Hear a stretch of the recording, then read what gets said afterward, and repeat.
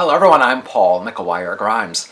Spike Lee finally won his first Oscar for writing BlacKkKlansman in 2018, but in my opinion, he was robbed of Best Picture. Maybe we can reverse some wrongs with his powerful new film, BLOODS. It's now streaming on Netflix, and I want to talk about it. This is Paul's trip to the movies.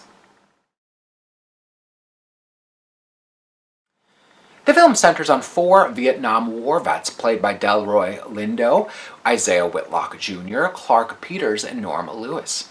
They've reunited in Vietnam for the first time in order to reclaim the body of their fallen soldier and brother, Stormin Norman, played by Chadwick Boseman, and also to dig up some buried gold that they found while serving. Spike Lee, who not only directed the film but also co-wrote it, continues to showcase a piece of history and connects it to today's society. He opens the film with a clip of a Muhammad Ali speech and continues to showcase moments of uprising with people like Malcolm X and Angela Davis, to events like Kent State and Jackson State University. He's showcasing black men and women sacrificing their lives in war and peace, and yet there's no justice for them. The timing of Spike Lee's movies and their releases just confirm the repetition of our history and the lack of progressive movement at hand. The rest of the film takes us back to Vietnam as these four vets dig up their past with complicated results. We see how the war has affected all of them differently, with Delroy Lindo's character, Paul, being the one with the worst case of PTSD, whether he wants to admit it or not. His son David, played by Jonathan Majors, also tags along with him on this trip.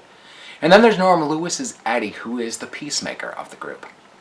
The same cast is used for both the flashbacks and present-day scenes, but there's no de-aging CGI used. Lee makes good use out of four different aspect ratios to convey key sequences and timelines, with the flashbacks actually used in a really grainy 4:3 ratio shot on 16mm reversed film stock. It's this attention to detail that elevates Lee's filmmaking to a grand scale when you feel like you're watching these old home video footage and then juxtaposed next to that in-your-face feeling of being in the jungle, which was shot digitally on widescreen. BLOODS is emotionally draining, much like you might expect from a passionate storyteller like Spike Lee.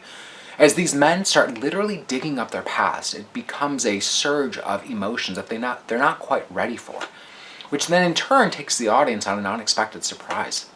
It's not an easy watch given the subject matter, but there isn't a wasted moment when you have an exceptional ensemble of actors firing on all cylinders as their characters risk their lives in order to find some closure. They're led by Delroy Lindo, who has worked on many Spike Lee joints before, but here he gives a performance so rich as he holds nothing back. It's one of the best performances I've seen on screen in the last decade. He's so deeply wounded from the war, like so many veterans are, that he just shook me from inside with his performance.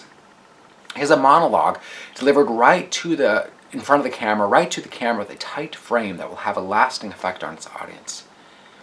BLOODS may be 2.5 hours long, but Spike Lee packs a punch. It's graphic, violent, sad, and that history lesson that Lee is so good at giving. It's one of the best films of 2020 and will be on my best of the year list. It's now streaming on Netflix, and after you watch that, I urge you to check out their other films in their Black Lives Matter section. I'm giving BLOODS 5 out of 5 ticket stubs. If you like my review today, click subscribe on my YouTube channel for some other movie reviews as well as some new interviews. Don't forget to follow me on Instagram and Twitter at Paul's Movie Trip, and then go to my website, paulstriptothemovies.com, for even more reviews. Thank you so much for watching my review of BLOODS. This is Paul's Trip to the Movies.